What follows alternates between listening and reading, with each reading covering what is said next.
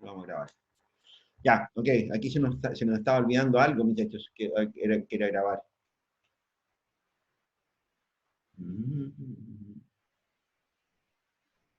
Ya, ahora sí. Bien, lo que decíamos. Hay bienes, ¿no es cierto?, que son rivales y que son excluyentes.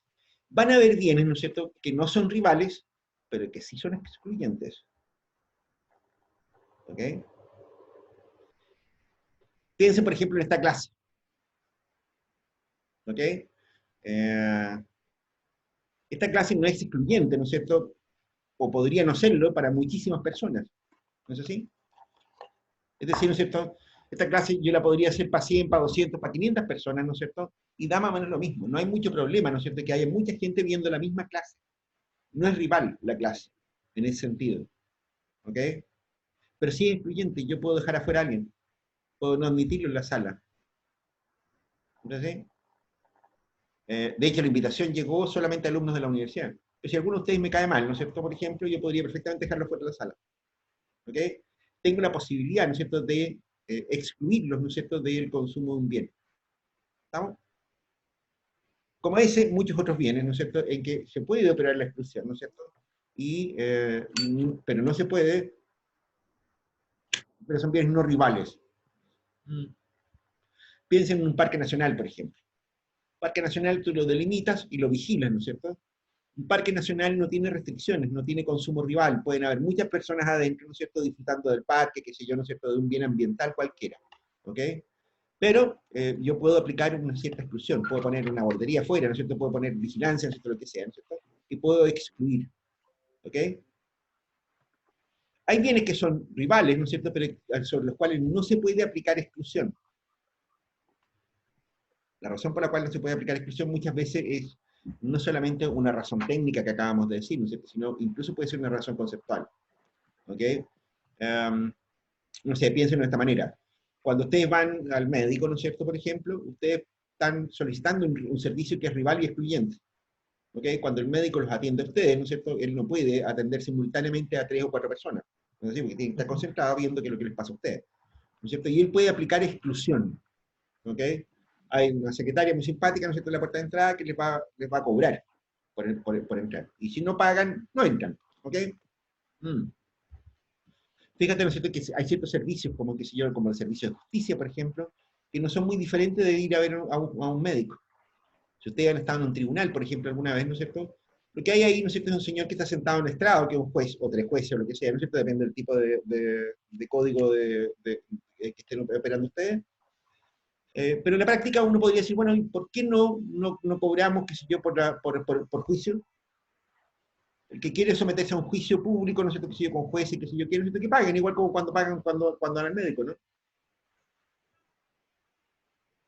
¿Se podría?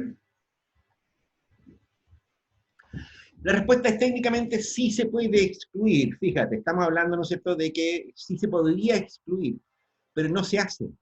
No se hace no por una razón tecnológica, sino que porque simplemente, ¿no es cierto?, eh, simplemente no se debe hacer. Uno de los fundamentos de la justicia, ¿no es cierto?, es justamente que sea de acceso universal. Si tú cobras, ¿no es cierto?, significa que la justicia va a ser solamente para la gente que puede pagarlo. ¿Se dan cuenta? En ese caso, ¿no es cierto?, estamos hablando de un servicio rival, ¿no es cierto?, pero que no puede excluirse, ¿no es cierto?, por una razón conceptual. ¿Ok? Ahora, puede ocurrir, ¿no es cierto?, que la razón sea más bien de corte tecnológico. ¿Ok? De hecho, ¿no es cierto?, esa cuestión es incluso evolutiva. Hasta hace no mucho tiempo atrás, ¿no es cierto?, todos me imagino que han estado en Santiago alguna vez, ¿no es cierto?, pero hasta hace unos, no sé, 20 años atrás, no se podía, por ejemplo, cobrar por el uso de las calles.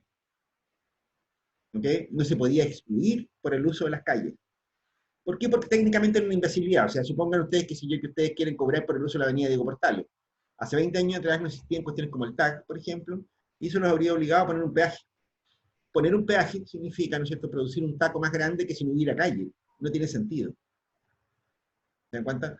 Técnicamente no es posible, ¿no es cierto?, excluir por el uso, ¿no es cierto?, de las calles. No era posible excluir el uso de las calles. Hoy día sí se puede por el sistema de TAC. O sea, por supuesto, nadie te va a sacar de la carretera, nadie se va a que te van a aplicar una multa, que si yo te van a perseguir, en la práctica te van a impedir usar el auto. ¿Okay? Como ese, muchos otros casos, ¿ok? Que podemos ver ejemplos muchísimos de eso. Y hay bienes, ¿no es cierto?, que no son ni rivales ni excluyentes. Esos son un cacho, estos que están acá, ¿ok? Ni rivales ni excluyentes, ¿no es cierto? Y eso significa, ¿no es cierto?, que no rivalidad, ¿no es cierto?, ni exclusión, ¿no es cierto? Normalmente estamos hablando de un caso que es el favorito de los bienes públicos, tales como el medio ambiente. O sea, si estamos hablando, ¿cierto?, de un caso como, por ejemplo, que sé yo, como la iluminación de las calles, ¿ok? ¿Qué pasa, ¿no es cierto?, si es que uno, qué sé yo, pretende cobrar, el bien está, es claramente no rival, ¿no es cierto? O sea, si tú tienes que iluminar la calle, ¿no es cierto?, puede pasar mucha gente, ¿no es cierto?, y disfruta de la iluminación. Nada impide que simultáneamente muchas personas usen la iluminación de las calles. ¿No es así? ¿Podemos cobrar por el uso de las calles iluminadas? Bueno, no, ¿no es cierto? O sea, tendría que ponerle un tag a cada persona, una cosa muy extraña, ¿no es cierto? Que en realidad no se puede hacer porque saldría más caro que cualquier otra cosa. ¿Ok? O qué sé yo, no sé, mucha gente en el verano típicamente alega porque las playas están sucias. Uno podría decir, bueno, si las playas están sucias, pongamos una boletería para entrar a la playa, ¿no es cierto? Y con la plata que recolectemos ahí la limpiamos, ¿no es cierto? Hagamos un negocio de playa. ¿Se puede hacer eso? La respuesta es tampoco. La playa, ¿no es cierto?, no es rival, puede haber mucha gente en la playa, ¿no es cierto? Y no se molestan unos con otros. Claro, por supuesto, evidentemente hay puntos de saturación en todo esto, ¿eh? No vamos a entrar con mucho detalle en esta cosa, ¿no es cierto? Pero para los que ustedes hayan estado en la zona central en verano, eh, ustedes no saben lo que significa una playa congestionada, no tienen la más remota idea de lo que es una playa congestionada. Si ustedes van a Viña, por ejemplo, que es en pleno verano, y se encuentran 2 metros cuadrados para poner la toalla, fantástico, y van a quedar con las patas del vecino en la cara y cosas de ese estilo. ¿Okay?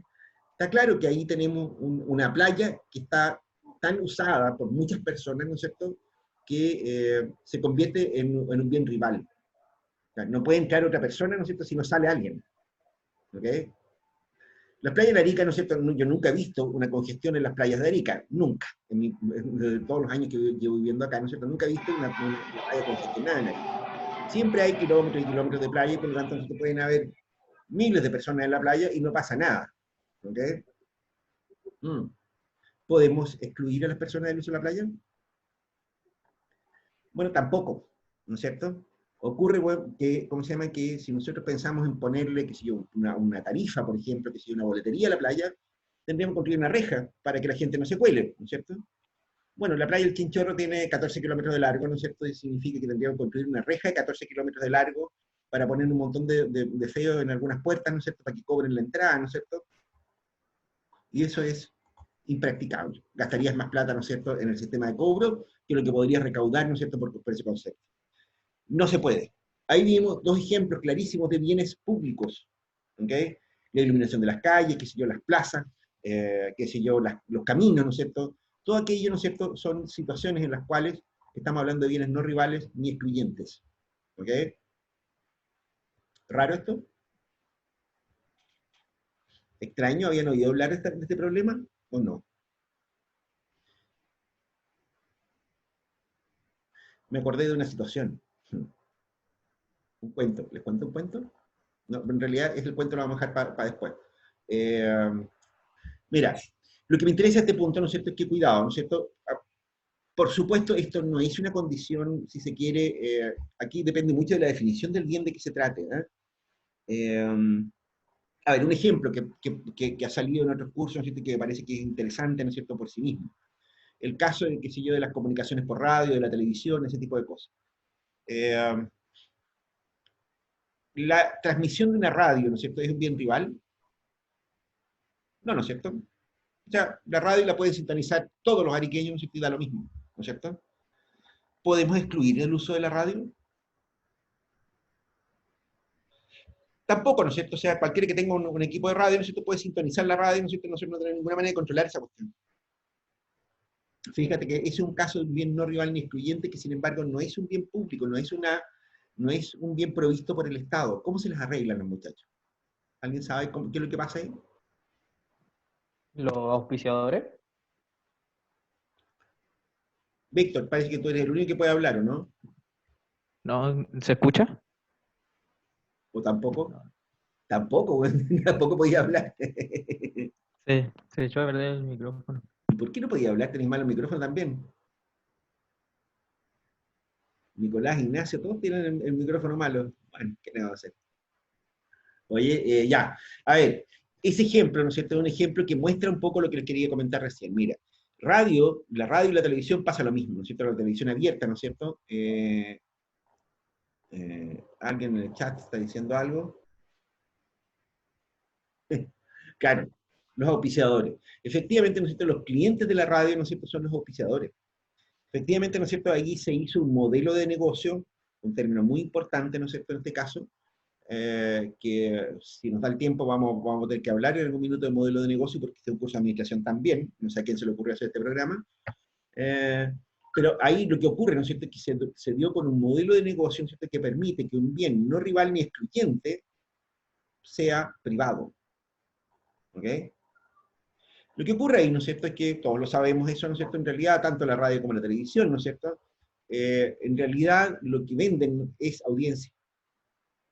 Es decir, que si hay un programa muy bueno, ¿no es cierto?, lo llevan a un empresario, a una agencia de publicidad, lo que sea, y les dicen, mira, este programa tiene, no sé, 30 puntos de rating, en el estrato socioeconómico ABC1, ¿no es cierto?, hombres. Fantástico, ¿no es cierto? Entonces el tipo que vende, qué sé yo, corbatas finas, que vende ternos, que qué sé yo, que vende artículos electrónicos, autos, qué sé yo qué, va a poner publicidad en ese programa de radio. ¿Se dan cuenta? O qué sé yo, este otro programa es una que tiene reggaetón y le trae cumbias y guarachas y no sé qué otras cosas más, ¿no es cierto? Es primera sintonía, tienes, marca 50 puntos de sintonía, ¿no es cierto?, en el estrato económico, socioeconómico de jóvenes. ¿Ok? Entonces le van a poner publicidad para flight. Toma. Ya. De puros productos flight, ¿no? No, ya, qué feo lo que dijimos, ¿no? No, pero supongamos que cambiemos el ejemplo, ¿no es cierto? Que si yo, este programa es primera sintonía, ¿no es cierto?, para las mujeres dueñas de casa, ¿no es cierto?, de los grupos socioeconómicos C2, C3, D y E. Bien, ¿qué significa eso? ¿No es cierto? Que la fábrica de tallarines, la fábrica de salsa de tomate, qué sé yo, ese tipo de empresas, ¿no es cierto?, van a poner publicidad en ese programa de radio.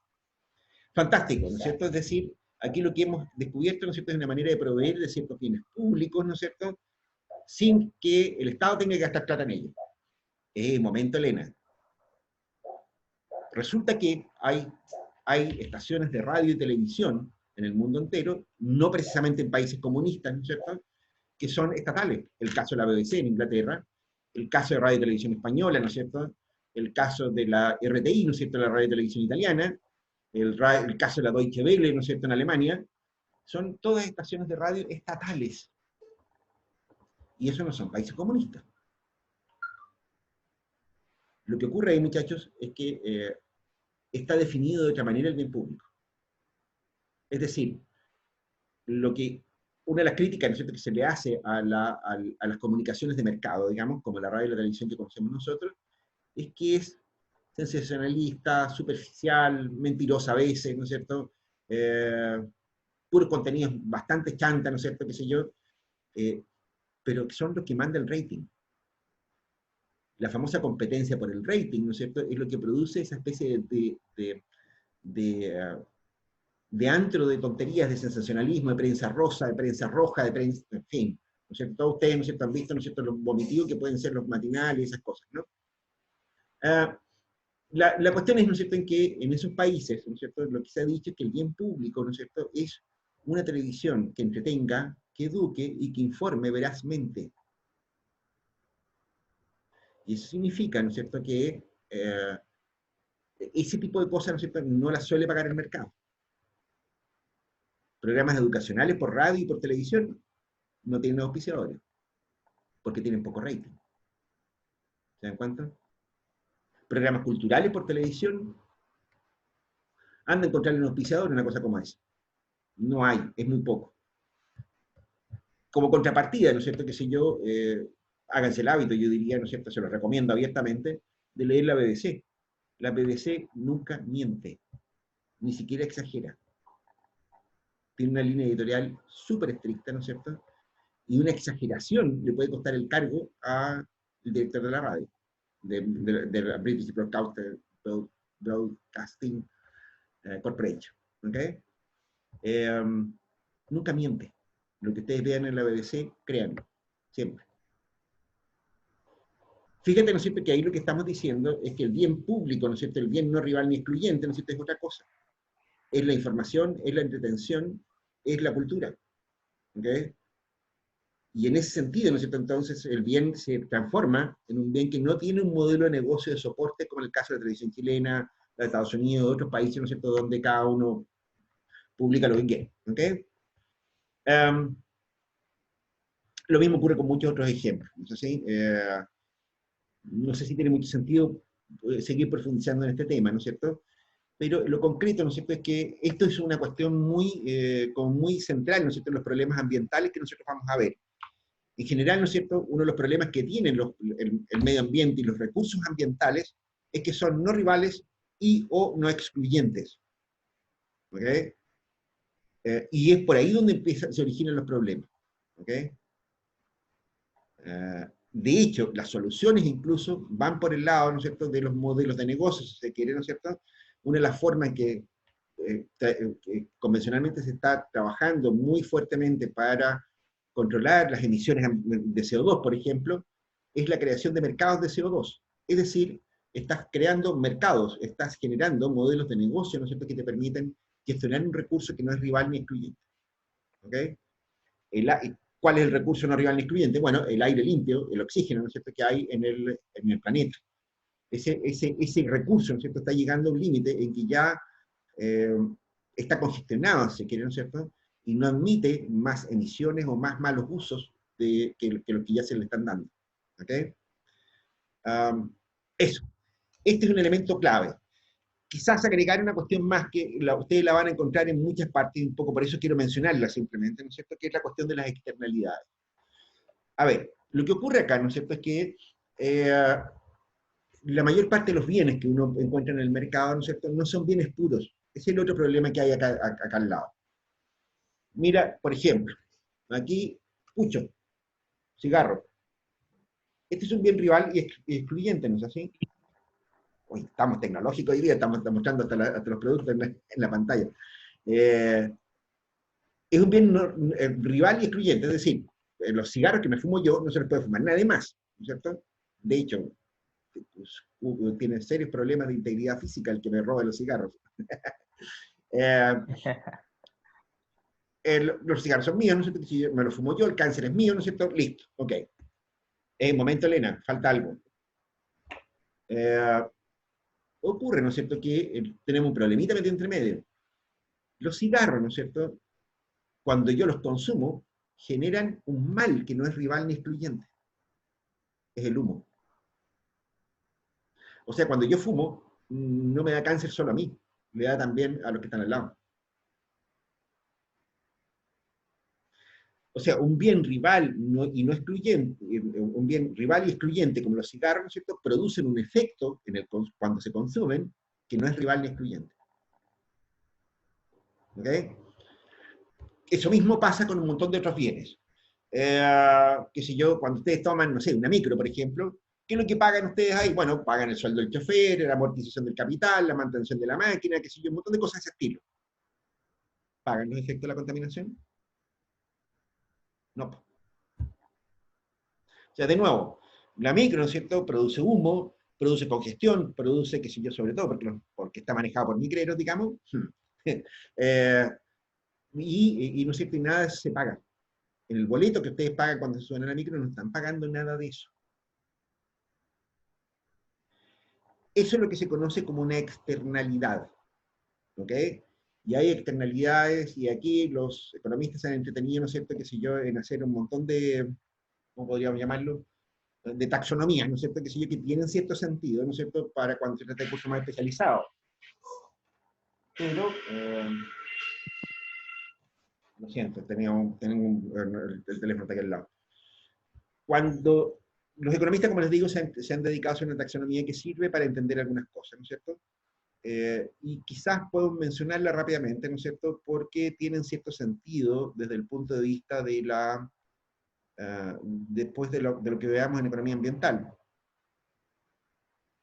Expliquémoslo rápidamente. La cosita naranja, ¿no es cierto?, no sé qué diablos hace ahí.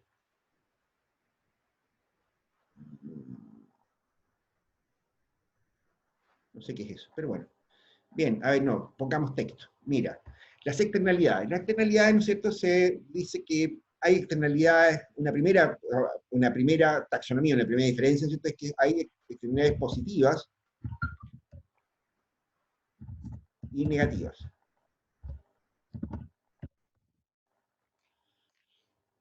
Bueno, dimos un ejemplo de externalidades negativas con los cigarros, ¿no es cierto? El bien rival y excluyente cigarro, ¿no es cierto?, produce una externalidad negativa que es el humo, altamente contaminante. Pero hay bienes, ¿no es cierto?, que ¿cómo se llama?, que generan externalidades que son positivas, muchos. ¿Ok? Ejemplo, qué sé yo, ahora que está tan de moda el COVID, las vacunas. Las vacunas las regalan. ¿Por qué las regalan? Porque son buenos. No, una vacuna, ¿qué es? Es un tubito de vidrio, ¿no es cierto?, como este porte, ¿no es cierto?, que sé yo, que viene con un juguito adentro, ¿no es cierto?, y que te lo aplican con una jeringa. ¿Sí? Eso es rival y excluyente. ¿Por qué lo regalan? ¿Alguien lo ha pensado eso? El que tenga alguna idea, que me lo escriba, porque están todos con los teléfonos muertos, los micrófonos medios muertos, parece. Me pareció que se había metido la Yaela todo esto. ¿Está ahí o no? Sí, sí está. Sí, Bien, a ver. ¿Sabes lo que pasa, muchachos? Ocurre, ¿no es cierto?, que las vacunas tienen externalidades positivas. Mira, ¿qué es lo que ocurre? ¿Han oído hablar de los escudos naturales?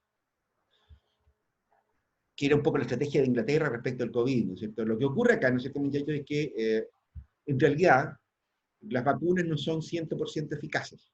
La vacuna se supone, ¿no es cierto?, que produce una respuesta inmune ante un patógeno, ¿no es cierto?, que era desconocido previamente para el sistema inmunológico de cada persona. ¿Ok? O sea, lo que hacen es como presentarles el patógeno, ¿no es cierto?, al sistema inmune, ¿no es cierto?, para que lo reconozca después. ¿Ok? Es igual que el antivirus del computador. El antivirus del computador no puede filtrar los virus que no conoce.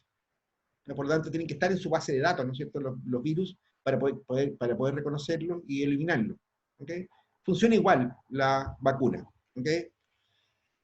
El punto es, ¿no es cierto?, que no todo el mundo, no todos los sistemas inmunológicos, no todos los sistemas inmunológicos de las personas producen la respuesta inmune que se busca. De hecho, son raras las vacunas que tienen respuesta inmune positiva adecuada, más allá del 30-40% de los casos. Es decir, la mayoría de las personas en realidad no genera la respuesta inmune que se espera. ¿Ok? ¿Qué es lo que va ocurriendo? En la medida, ¿no es cierto?, en que nosotros tenemos gente que tiene una respuesta inmune adecuada, ¿no es cierto?, el virus tiene más, el patógeno, que puede ser una bacteria, que puede ser cualquier otra cosa, ¿no es cierto?, el patógeno, ¿no es cierto?, encuentra más dificultades para transmitirse de una persona a otra. Se va encontrando con personas, ¿no es cierto?, que lo rechazan. ¿Se dan cuenta? De esa manera, ¿no es cierto?, el virus pierde eficacia en lo que se refiere a lo contagioso que puede hacer. Hoy día los idiotas hablan de la contagiabilidad. ¿Dónde habrán sacado esa estupidez? Podrían tener ministros que hablen castellano. En fin, la cosa es, ¿no es cierto?, en que esta respuesta inmune, ¿no es cierto?, como les decía, es una respuesta inmune que la tienen algunas personas solamente. De hecho, erradicar una cuestión como la poliomielitis, la tuberculosis, ese tipo de cosas, ¿no es cierto?, significa pasar por varias generaciones de personas que entran en ese proceso. Es imposible, ¿no es cierto?, erradicar de un solo golpe una cuestión como la poliomielitis, por ejemplo. Si la poliomielitis está, ¿no es cierto?, se demora varias generaciones de cabros chicos, ¿no es cierto?, en desaparecer, justamente por este efecto. Lo que estamos diciendo con esto, ¿no es cierto?, es que la vacuna es más eficaz, ¿no es cierto?, en la medida en que haya más gente vacunada. Por eso los programas de vacunación, ¿no es cierto?, son programas masivos, porque el beneficio que reciben las personas es mucho menor que el beneficio que perciben todo el mundo con la vacuna. Cuando tú te inmunizas, ¿no es cierto?, no solamente estás a salvo tú del patógeno, sino que además limitas la capacidad de proliferación del patógeno, ¿no es cierto? Y por lo tanto beneficia también a las personas con las que tú estás en contacto. ¿Te das cuenta? Esa es la razón por la cual las vacunas se regalan normalmente. ¿Ok? Y eso es lo que podríamos llamar también, ¿no es cierto? Lo que llamamos también una externalidad positiva de la vacuna. Ahí tenemos una externalidad positiva, un beneficio público, social, ¿no es cierto? Se quiere, ¿no es cierto?, que está más allá del beneficio privado. ¿Estamos chanchos en eso? ¿Sí? Bien. ¿Qué más? Las hay también, ¿no es cierto?, externalidades de producción y consumo. Bueno, esta cuestión, ¿no es cierto?, tiene más que ver con los diseños de política. En general, ¿no es cierto?, las externalidades de producción, ¿no es cierto?, suelen tener soluciones más sencillas, digamos, porque están más acotadas al universo de medidas que uno puede usar ahí. Las externalidades de consumo, ¿no es cierto?, requieren una participación más consciente de las personas. ¿Ok? Es más difícil, ¿no es cierto?, controlar las externalidades de producción y consumo. Ojo, atención, una cosa que se me olvidaba. Fíjense ustedes, ¿no es cierto?, que el hecho de que existan externalidades positivas y negativas, ¿no es cierto?, significa, esto lo vamos a ver de nuevo con más detalle, ¿no es cierto?, cuando veamos los impuestos picuvianos, el que cita externalidades positivas y negativas, ¿no es cierto?, significa que el Estado se mete en esto. Cuando hay externalidades negativas, el Estado pone impuestos. De hecho, cuando yo compro cigarros, ¿no es cierto?, el 80% del precio son impuestos. El 80% del precio de una caja de cigarros son impuestos. Más de la mitad del precio de un litro de combustible, de benzina, de petróleo, ¿no es cierto?, son impuestos.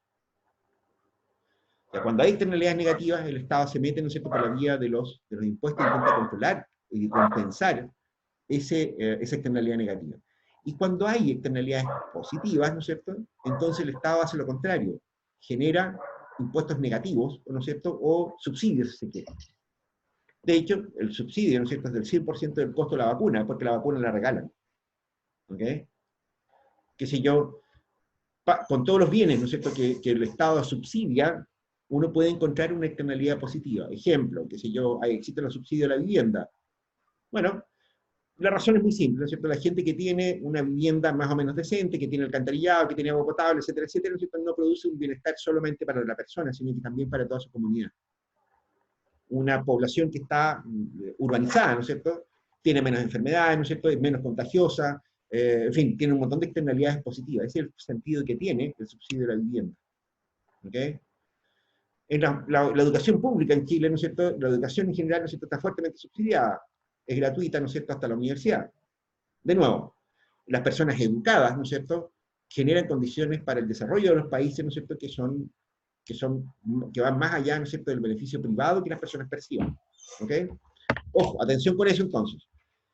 La presencia de externalidades, ¿no es cierto?, y esto es una observación a priori, ¿no es cierto?, genera políticas públicas, ¿no es cierto?, que compensan de alguna manera, ¿no es cierto?, lo positivo y lo negativo por la vía de los subsidios y de los impuestos respectivamente. ¿Ok?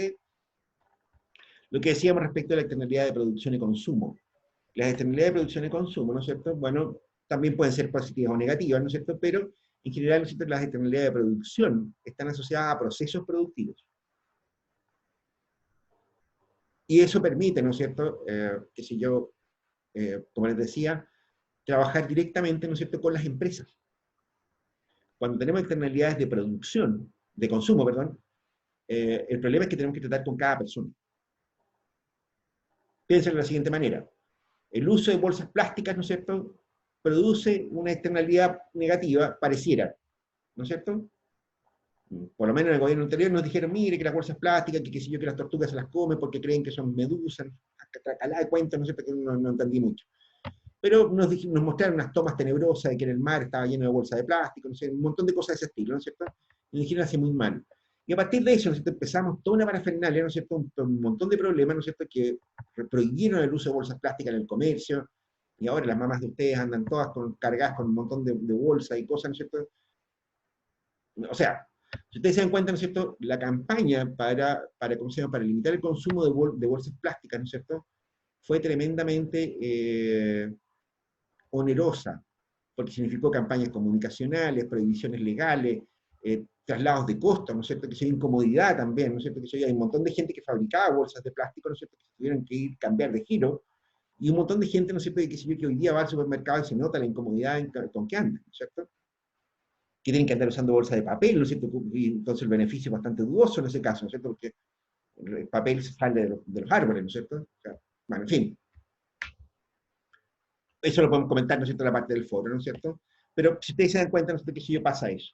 Al revés, ¿no es cierto?, que si yo, en el caso, que si yo, del calentamiento global, por ejemplo, en Chile se propuso, ¿no es cierto?, hacia el año 2015, ¿no es cierto?, la energía 2050, ¿no es cierto?, sustituir a tranco rápido la energía eléctrica producida con fuentes fósiles, que le llamaron. Es decir, sustituir las plantas de generación eléctrica a carbón o a petróleo, ¿ok?, o a gas natural o lo que sea, ¿no es cierto?, por plantas de energías naturales no renovables, ¿ok? Ese fue un proceso que ustedes ni siquiera lo han visto mucho. Nadie lo ha sentido mucho. Es un proceso más piola, más silencioso, ¿no es cierto?, pero que ha sido tremendamente eficaz, eficiente, ¿no es cierto? Qué sé yo, los objetivos del año 2050 ya están cumplidos hace mucho rato. Chile ha sido puesto como ejemplo en todo el mundo como país exitoso en políticas de energía sustentable, ¿ok? Me imagino que ustedes lo saben eso, que si yo todos han visto el video de Al Gore, La verdad incómoda, ¿lo han visto eso? Bueno, Al Gore, ¿no es cierto?, ex vicepresidente de Estados Unidos, ¿no es cierto?, un activista ambiental reconocido en todo el mundo, pone como ejemplo de política energética eficiente, sustentable, a Chile. ¿Ok? Y eso se hizo, además, en un proceso bastante corto. Ya. Ahora mismo estamos escribiendo un paper con otros profes, ¿no es cierto?, en que dan cuenta justamente de ese proceso. Este proceso duró relativamente poco tiempo. Este proceso lo llevó a cabo el ministro de Energía, Máximo Pacheco, ¿no es cierto? Y el resultado, este resultado tan espectacular, se obtuvo en 3 años. En 3 años se obtuvo ese resultado. ¿Ok? Eso es el caso de una externalidad de producción. ¿Ok? Finalmente, hay otra categoría que se utiliza mucho, es la distinción entre las externalidades pecuniarias y tecnológicas.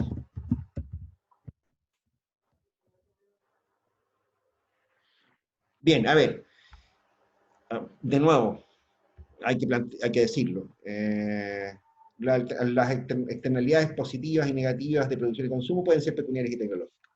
Expliquemos esto rápidamente, terminamos la clase de hoy día. O sea, la parte es positiva.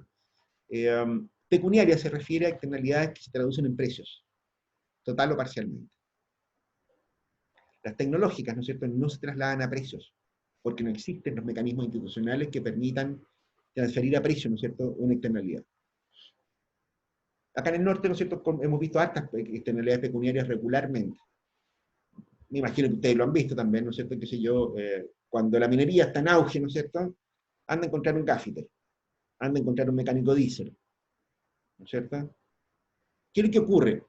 La minería, ¿no es cierto?, es una actividad muy importante acá en el norte, ¿no es cierto?, qué sé yo, de hecho es importantísima para todo Chile, y cuando la minería está trabajando a toda máquina, empieza a demandar recursos de todo tipo. Entre ellos, gente que sepa trabajar, qué sé yo, con fitting, con cañería, con tubos, qué sé yo, con ese tipo de cosas, gaffiter, mecánicos de maquinaria, qué sé yo, ¿no es cierto?, ese tipo de gente, y se lo empieza a llevar a todos. El resultado de eso, ¿no es cierto?, es que en las ciudades, en Arica, qué sé yo, en Antofagasta, en Iquique, en Calama, ¿no es cierto?, un mecánico diésel, ¿no es cierto?, te aforra, ¿no es cierto?, te deja vuelta para el norte, ¿no es cierto?, para hacer una reparación cualquiera, ¿no es cierto?, que en tiempos normales costaría un cuarto, ¿no es cierto?, lo multiplican por 4 rápidamente. Porque queda muy poca gente. Ahí lo que está ocurriendo, ¿no es cierto?, es que la externalidad es la escasez de un recurso, ¿no es cierto?, que está disponible para todo el mundo. Una persona calificada para trabajar en electricidad, en, qué sé yo, en cafetería, en mecánica, lo que sea. ¿Ok? Y eso se transforma en precios. ¿Ok? Ese es un ejemplo extremo, por supuesto, hay otros que parcialmente se trasladan a precios. O sea, por ejemplo, qué sé yo, a ver, piénselo de esta manera. ¿Cómo creen ustedes que le está yendo con los precios de las viviendas a la gente que vive en la Plaza Italia en Santiago? Yo se los puedo decir. un ex alumno mío, ¿no es cierto?, se arrendó un departamento en pleno Plaza Italia por 100 lucas. Un departamento que hace 6 meses atrás, ¿no es cierto?, le costaba 500 lucas, le costó 100. De nuevo, externalidad pecuniaria. La Plaza de la Dignidad, ¿no es cierto?, que se convirtió, ¿no es cierto?, en algún minuto, ¿no es cierto?, en un lugar de agitación social, ¿no es cierto?, que se dio de protesta, etcétera, etcétera, generó un daño ambiental, ¿no es cierto?, qué sé yo, restricciones de movimiento, ruido, humo, qué sé yo, ¿no es cierto?, todo ese tipo de cosas. La gente empezó a arrancar, empezó a vender las propiedades, empezó a arrendarlas, a irse, ¿no es cierto?, y eso se tradujo en precios, ¿ok? Disminuyeron los precios. El caso, ¿no es cierto?, de las externalidades tecnológicas, ¿no es cierto?, eso no ocurre. La transmisión a precios, ¿no es cierto?, no ocurre. ¿Ok? Simplemente porque no existe. ¿Ok? No existe la posibilidad técnica, ¿no es cierto?, de que se lleve a precios. ¿Qué pasa, ¿no es cierto?, qué sé yo, si hay un agotamiento de la biodiversidad en el mar, en el litoral de Arica? Bueno, nada, ¿no es cierto? Lo saben algunos técnicos, algunos ingenieros, ¿no es cierto?, y estaba pescado, ¿no? O sea, de hecho, hace mucho rato que eso está ocurriendo. Cuando yo llegué aquí a Arica, ¿no es cierto?, había manchas en la playa. Hoy día anda a encontrar una. En la década de los 60, ¿no es cierto?, para acá venían turistas, ¿no es cierto?, a pescar, qué sé yo, palometas, que los gringos le llaman dolphin, ¿no es cierto?, y a mirar peces voladores. ¿Sabían ustedes eso? En el mar de Arica, ¿no es cierto?, hay muchos peces voladores, pero ya no está cerca de la playa. Bueno, ustedes no se habían ni enterado, y eso no cambió el precio de nada. De hecho, ¿no es cierto?, el agotamiento de un recurso, como dice, ¿no es cierto?, las externalidades que eso puede producir, ni siquiera son muy bien conocidas. El agotamiento de la biodiversidad, ¿no es cierto?, tiene efectos que incluso hoy día ni siquiera están muy bien calibrados, ni siquiera sabes muy bien, ¿no es cierto?, qué es lo que va a ocurrir si terminamos con parte significativa de la biodiversidad que tenemos en el país. Bien, dejemos hasta aquí este asunto, ¿no es cierto?, porque se nos pasó mucho la carreta, tenemos como una hora de clase, ¿no es cierto?, y ya habíamos dicho que eso no lo íbamos a hacer. Así que vamos a abandonar la grabación, ¿no es cierto?